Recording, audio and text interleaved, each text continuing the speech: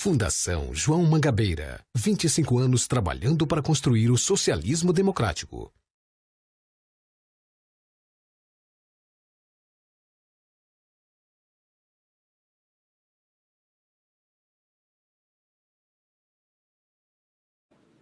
Bom dia a todos. É um prazer imenso atender a gentileza do convite do Dr. Renato Casagrande, presidente do Instituto João Mangabeira, para estar com vocês aqui hoje para tratar de um assunto que é da minha especialidade, do qual eu venho estudando há bastante tempo, que é justamente os aspectos jurídicos relacionados à propaganda no período pré-campanha e na campanha eleitoral na internet. Eu já tenho uma experiência de trabalhar para alguns políticos nesse assunto em algumas eleições, não só na parte constitutiva, mas também na parte de enfrentamento de incidentes que são muito comuns, uma vez que os brasileiros têm alguns hábitos próprios, sobretudo de ofender as pessoas, a reputação, a imagem, e, de modo geral, não só os políticos, mas também as pessoas do Brasil, quando se deparam com problemas como esse, muitas vezes saem para tomar medidas de forma tardia e desordenada, o que nem sempre acaba resultando em situações que possam mitigar, reduzir os danos causados por esse problema. E como a campanha é um período extremamente corrido, se vocês não tiverem um contingenciamento prévio sobre como lidar com esses problemas, realmente pensar nisso na hora do fervor da campanha vai ser muito difícil. Caso vocês queiram, podem até tirar uma foto desse endereço na internet, que é do meu blog. Tenho esse e-book, que é o Manual de Direito Eleitoral Digital, e lá eu tenho um formato de mais de 100 perguntas, 115 para ser preciso, perguntas e respostas, uma linguagem muito acessível, sobre o que pode, como pode e o que não pode fazer na propaganda eleitoral na internet para as eleições de 2016. É um e-book gratuito que está à disposição de todos para poder fazer download. Okay? A ideia inicial agora é fazer com que vocês entendam inicialmente o que mudou em relação às eleições de 2016 para o uso da internet. Como é que a gente contextualiza essa situação envolvendo o que está acontecendo na internet após essas mudanças da resolução do TSE. O mercado, seja de marketing digital, seja dos próprios candidatos, ainda não entendeu bem essas mudanças. E está todo mundo meio paralisado ainda para saber se já pode começar, que tipo de atividades pode começar desde já na pré-campanha na internet. Então, meu objetivo aqui é justamente esclarecer esse ponto. Tá? É dizer que, como já foi bem dito pelo Renato Casagrande, essa eleição vai ser diferente, como todas são. Mas essa especificamente, com essa marca de Operação Lava Jato, que reduziu, que fixou o limite de uso de financiamento de campanha, eliminou o financiamento de pessoa jurídica, fixou valores, isso faz com que a gente tenha que buscar soluções no mundo digital, que é um campo mais, hoje, muito mais capilarizado, com muito mais acesso, muito mais pessoas e com menor custo. Né? E como é que a gente começa entendendo quem que é o público-alvo da campanha? Né? Quem é esse eleitor hoje do Brasil 2016? A gente pode dizer que ele é super conectado. Né? Hoje, vamos dizer, o smartphone chegou na classe C. Tá? Certamente todos que estão aqui hoje estão com o smartphone na mão. Isso significa dizer o quê? Que o cidadão brasileiro hoje, o eleitor, ele é um paparazzi em potencial. Ele é a própria mídia. Então, pensem nisso. O cidadão é a própria mídia, ele é super conectado, o brasileiro adora estar com o último modelo mais avançado de celular, ele adora redes sociais, ele é engajado, né? Ele é jovem e, como não poderia ser, diante do cenário atual da política brasileira, ele está muito irritado. Então, se vocês somarem todos esses ingredientes, pensem em como vai ser lançar a sua imagem, né, a sua presença nesse ambiente das eleições de 2016 que nós estamos passando. E estudos mostram claramente que as eleições de 2016, elas vão ser discutidas, a eleição de 2016 ela vai ser discutida pelo celular. Não há dúvidas nisso, em razão justamente da penetração que já chegou no Brasil. Hoje, por exemplo, o WhatsApp tem mais de 100 milhões de usuários no Brasil. É talvez um aplicativo com mais uso. Então, imagine que você tem uma rede hoje muito mais fácil de se comunicar instantaneamente, que está a seu favor e que tem que ser bem explorada de uma maneira efetiva para poder amplificar o que você tem de bom, as suas características. Eu costumo dizer que o mundo presencial e o mundo digital, o digital, sobretudo, é uma extensão do mundo presencial, só que com uma diferença. No mundo digital se amplifica todos os fatos que acontecem no mundo presencial. E quando eu digo que amplifica, eu digo amplifica para o bem ou para o mal. Então, se uma ofensa ocorre no mundo presencial, se ela ocorre no mundo digital, ela amplifica-se de forma muito mais danosa. E as suas boas qualidades podem também ser amplificadas. 85%, ou seja, 42% das pessoas acessam a internet, são 59 milhões que acessam o Facebook, 41 milhões o Twitter e mais de 100 milhões o WhatsApp. Então, é uma parcela significativa. O TSE, logo no início, lá pelos idos de 2000, nem chegava a regulamentar a internet. E, depois disso, tratou a internet como sendo algo que tudo era proibido. E é normal, isso é do ser humano. O ser humano, quando não conhece uma coisa, o que ele diz? Não. Hoje a situação já mudou. Hoje a situação já se flexibilizou. E eu vou mostrar para vocês em seguida como é que, nas eleições de 2016, esse perfil vem se tornando uma tendência. Então, as campanhas na internet passam a ser mais técnicas, porque você tem que fazer uma campanha que seja acessada pelo celular, através de aplicativos, através de informações que sejam facilmente divulgadas. Ela tem que ser mais relevante, porque os recursos financeiros estão mais escassos, né? Você tem que usar mais recursos de comunicação, ou seja, mais canais diferenciados para poder falar com o seu público-alvo, né? Vídeos, áudio, blogs, mensagens instantâneas, o que seja. Ela é mais desafiadora, porque hoje nós já estamos num momento de mais maturidade em termos de cultura digital, né, de inserção digital. A população está mais mobilizada. Hoje se discute muito política através das redes sociais, né, o que enfatiza o engajamento, a maior participação, né, e, consequentemente, daí surge o que a gente chama de ativismo digital. Ativismo digital é você formar grupos de formadores de opinião dentro da sua comunidade, da sua sociedade, né, para poder eles falarem bem de você. Então, formar essa rede, buscar grupos de formadores de opinião para poder ajudar esse ciberativismo, para que eles possam falar a seu respeito bem, referenciá-lo, é extremamente importante montar uma estratégia nesse sentido. Porque na internet, né, as pessoas não, o currículo das pessoas não basta apenas aquilo que elas falam de si próprias, mas sim do que os outros falam de você. Isso aqui talvez seja até mais relevante, né? Então, como eu disse, a era da inocência, como Renato Casagrande falou no início, de bater tapinha nas costas, de ir para o bar e tal, isso acabou. Com esse mundo digital hoje, é um mundo técnico. Você tem que buscar saber como é que você se posiciona bem no Facebook, no Google, né? Como é que você busca o engajamento através da mídia digital. Só para vocês terem ideia, como é que o Brasil é tão presente na mídia digital, as últimas eleições foram o terceiro evento mais acessado no Facebook no mundo inteiro. Então, isso mostra que o brasileiro adora a rede social.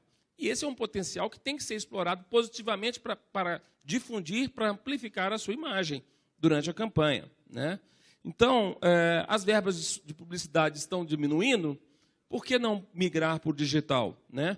E é necessário também, e o mundo digital favorece, que vocês conheçam melhor quem é que acessa os seus perfis na internet. Lá você tem rastreabilidade de tudo, você sabe que faixa de idade, de que localização, né, de que sexo, de que preferência as pessoas estão se identificando com as suas ideias, né? O alcance é muito grande. Você tem, hoje, muito mais canais de comunicação que as pessoas utilizam costumeiramente em suas atividades para se comunicar, e isso facilita que elas possam rapidamente serem alcançadas através da sua mensagem, e é um custo muito mais barato em termos de operação, né? Fica muito mais barato que colocar um outdoor, fica muito mais barato do que fazer outras situações presenciais que eram mais custosas e, evidentemente, também complicadas de efetivar. Então, nós estamos aí, eu sintetizei num quadro, uma redução do período de campanha para 45 dias, a partir do dia 16 de agosto, né? Vedação de financiamento de pessoa jurídica e imposição de limite de gasto. 3 medidas complicadas para poder fazer com que uma campanha possa se desenvolver. Esse é o lado mais, vamos dizer assim, difícil de lidar, mas essa situação, e agora vem a minha fala, a parte importante da minha fala, não pode ser compreendida como um engessamento durante a campanha. Eu vou mostrar para vocês que entre o preto e o branco, do que pode e o que não pode, vocês têm que encontrar as zonas dos canais cinzentos para poder, então, desenvolver a sua campanha. E aí vem a legislação nessa eleição, jogando oportunidades para que você possa, desde já, amplificar a sua presença no período de pré-campanha. Então, vejamos, antigamente, na última eleição, essa situação não era tão difundida como está sendo agora. Então, se vocês quiserem, saindo desse seminário, a partir da segunda-feira, começarem a empreender campanhas, uma presença online na pré-campanha, isso é totalmente possível. E façam. Não espere chegar dia 16 de agosto, começa agora.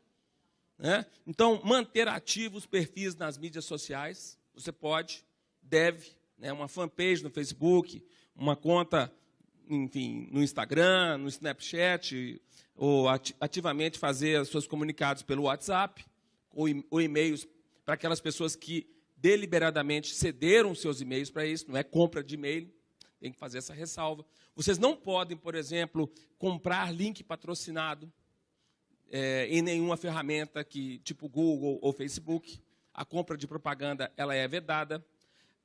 Vocês podem manter blogs, né, sites pessoais que falem das suas atividades, das suas qualidades. Né? Esses sites, obrigatoriamente, têm que estar hospedados no Brasil. Você pode, desde já, entrar na conversa com seus eleitores na qualidade de uma pessoa que está engajada para melhorar a sua cidade, por exemplo, emitir opinião sobre fatos políticos, participar de entrevistas, programas e debates transmitidos pela internet. Né?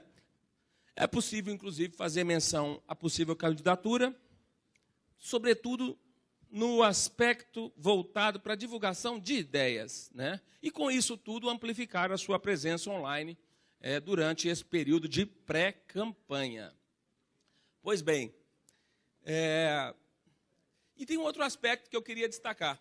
Se houve a fixação de valores, de limites de gastos no período da campanha, a legislação é omissa em relação aos gastos que você pode ter para amplificar a sua presença online no período pré-campanha. E, por isso, quem sabe, pode ser uma oportunidade para que você possa, desde já, empreender um volume maior de divulgação na mídia digital até chegar o dia da efetiva campanha.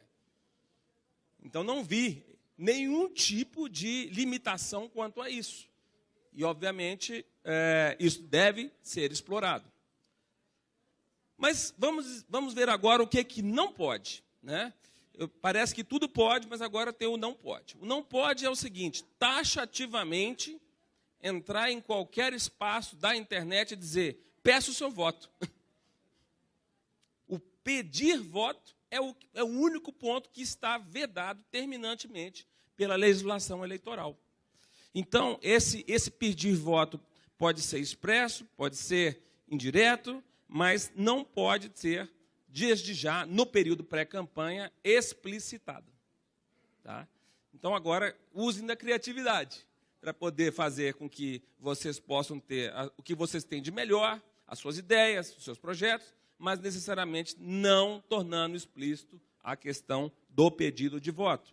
Né? Então, o que a internet tem de melhor é provocar uma relação direta de interatividade do candidato com os eleitores. E a eleição municipal, ela favorece demais essa situação, porque, dentre todas, é a eleição onde a temperatura sobe, porque o eleitor se sente mais próximo do seu candidato. Então, obviamente, se ele é a própria mídia, se ele é um paparazzi em potencial, ele vai se sentir mais próximo para poder estar fazendo a cobertura, para poder estar emitindo opiniões acerca do seu candidato, porque ele se sente próximo dele. Nesse aspecto, eleição de presidente, eleição de governador é frio em relação à eleição municipal. Essa situação é boa, mas, ao mesmo tempo, pode causar surpresas, porque também pode ocorrer uma série de ataques à reputação do candidato, né? Então, é necessário, diante dessa possibilidade maior de ataques à reputação do candidato, que se crie uma estratégia paralela de monitoramento em tempo real, constante, sobre todo o conteúdo que é publicado acerca do candidato. Existem hoje na internet diversas ferramentas que favorecem você criar essa. Algumas de custo zero, outras mais caras, mas que te permitem, por exemplo, saber se entrou um vídeo no YouTube, se alguém passou um post no Facebook, no Twitter. Tudo você sabe em tempo real. Eu lembro que na campanha presidencial tínhamos programas que fazíamos, inclusive, sabíamos da localidade da casa de onde saiu uma mensagem de Twitter a favor ou contra um determinado candidato. São ferramentas mais avançadas que já existem. Isso só para dar uma ideia para vocês, que na internet tudo se sabe instantaneamente. E a grande verdade é que, se você já tem um contingenciamento montado para monitorar todos os eventuais incidentes, todos os eventuais conteúdos que possam, inclusive, desdobrar em medidas judiciais porque partem para a ofensa ou a divulgação de algum fato falso a seu respeito. O sucesso é você reagir rápido. Quanto mais você poder reagir rápido, menos dano esse fato pode gerar em termos de afetar a sua campanha. Então, você tem que ter uma estratégia sólida com as pessoas selecionadas para poder, de pronto, dar a resposta no mesmo momento em que esse conteúdo sai para o ar. Não deixar que isso se propague, né? Isso porque, gente, todo mundo se acha o Davi de Michelangelo, né? Em termos de beleza, em termos de qualidades, etc. e tal. Essa é a visão do próprio usuário. Mas nem sempre é a mesma visão do público em geral, né? A sociedade pode te achar de um perfil completamente diferente.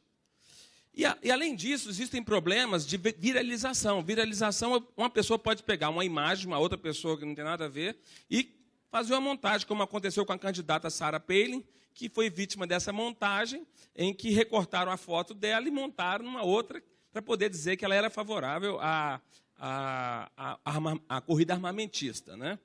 E hoje também nós temos uma situação na internet que é bom ficar sabendo, que é o ciberativismo, é o jornalismo cidadão, como é o Wikileaks, que são pessoas que estão ali escrevendo, querendo tratar, na sua visão, tudo que acontece em relação à eleição, né? Como eu disse, o cidadão é a própria mídia. Um outro aspecto importantíssimo é vocês terem ideia do seguinte: será que vocês todos já tiveram a curiosidade de googlar, ou seja, de colocar seu nome no Google, para ver o que aparece na primeira página? Para poder verificar se aparece na primeira página só referências positivas ou neutras a seu respeito, ou existem negativas? Isso você tem que fazer todo dia, porque ali estão colocadas aquelas notícias que são mais acessadas relativas ao seu nome. Então, por exemplo, o nadador Michael Phelps, que é, enfim, inigualável em termos de medalha olímpica, teve uma situação de deslize que ele foi pego fumando maconha.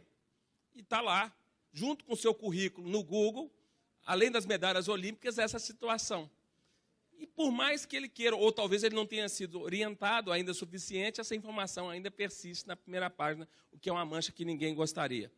E tem situações ainda recentes, por exemplo, foi uma primeira crise de mídia que aconteceu com a presidenta Dilma Rousseff, que o currículo dela não estava verdadeiro em relação ao que, de fato, ela tinha em relação a títulos. Então, esse é um problema que vocês têm que tomar cuidado, porque se tem informações acerca da formação de vocês que não correspondem à realidade, podem ter certeza, as pessoas vão vasculhar isso e vão explorar negativamente durante a campanha. E outro fato, por exemplo, no momento que você pesquisa seu nome na internet, pode vir situações nada prazerosas em relação ao seu perfil. Então, existem casos, por exemplo...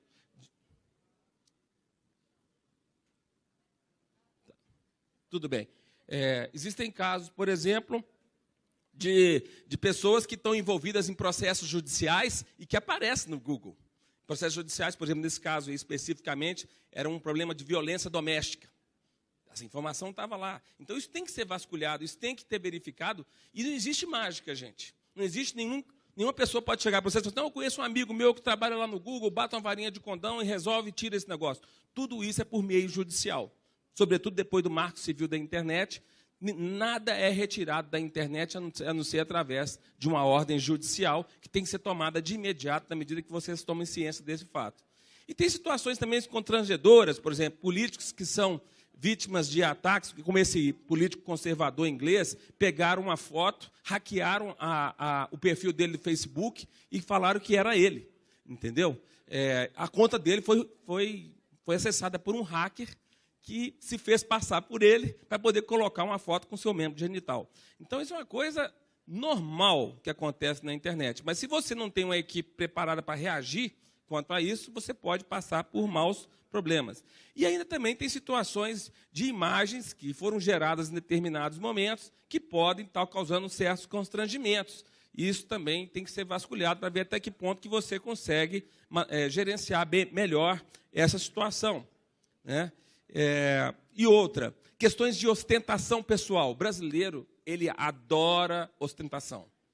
E, ao mesmo tempo, ele é ingênuo em termos de privacidade.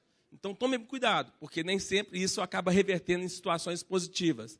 Vejam o que vocês, os membros da sua família, publicam em termos de ostentação para ver se isso é, de fato, algo positivo ou negativo que merece ser tratado, né? Bom, dentro da minha experiência de atuar como consultor para reagir aos incidentes jurídicos que acontecem durante uma campanha, pré-campanha, o que eu posso destacar que mais acontece no Brasil é ofensas, boatos e a divulgação de fatos inverídicos. A criação de perfis falsos, tá? Perfis falsos muitas vezes comprados ou criados pelos seus concorrentes para poder falar mal deles, falar bem deles e mal de você. Isso hoje já é previsto na lei eleitoral e deve ser, e é punido. Então, agora, como descobrir isso, né? Isso é uma situação que realmente requer uma inteligência de pessoas que entendem dessa área. Houve situações, por exemplo, nas eleições municipais, que em algumas cidades, um candidato comprou um site de notícias local, divulgava informações a respeito de novela, de esportes, mas 1%, 2% apenas. 98% era só de política local. E ele fazia a seguinte estratégia, colocava aspas só para o interesse dele. E o candidato contrário simplesmente não tinha espaço de aspas nenhuma. A reincidência desse tipo de situação, onde se percebia que o site era manipulado, gerou um processo para que esse site fosse fechado. E, de fato, isso aconteceu. Então, é importante vocês verem que isso também, um próprio site de notícias, pode virar um instrumento de manipulação de um opositor em relação às eleições, né?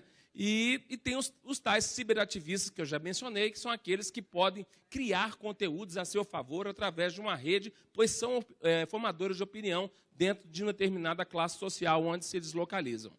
Bom, como boa prática, como recomendação, eu finalizo a minha apresentação dizendo que o que de melhor vocês poderiam se preocupar a partir de agora seria o seguinte.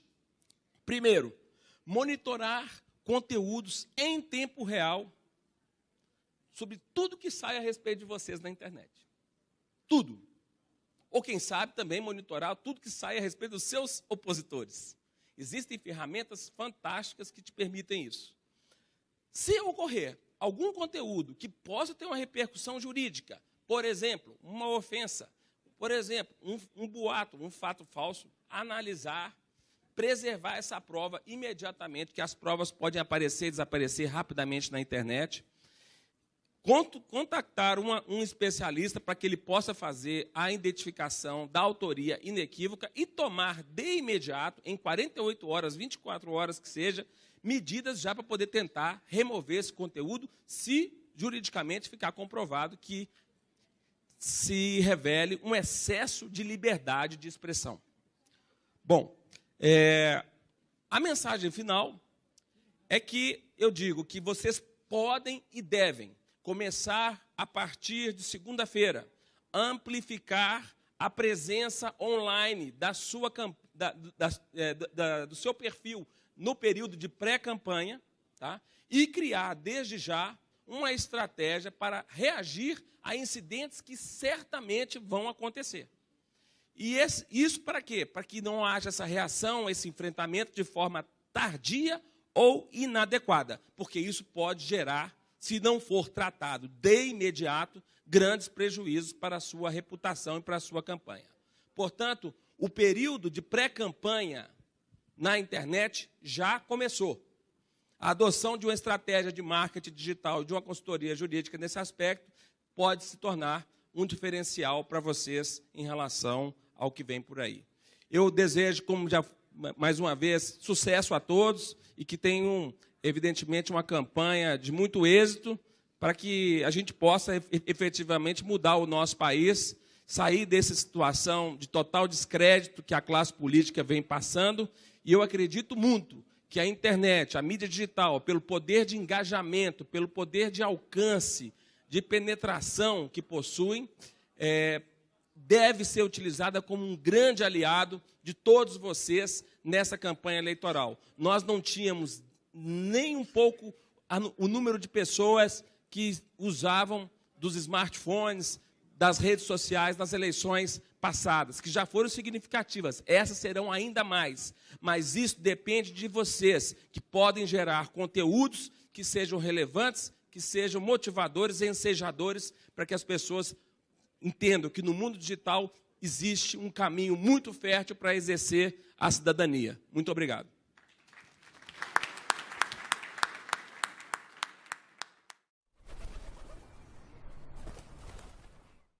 Fundação João Mangabeira. 25 anos trabalhando para construir o socialismo democrático.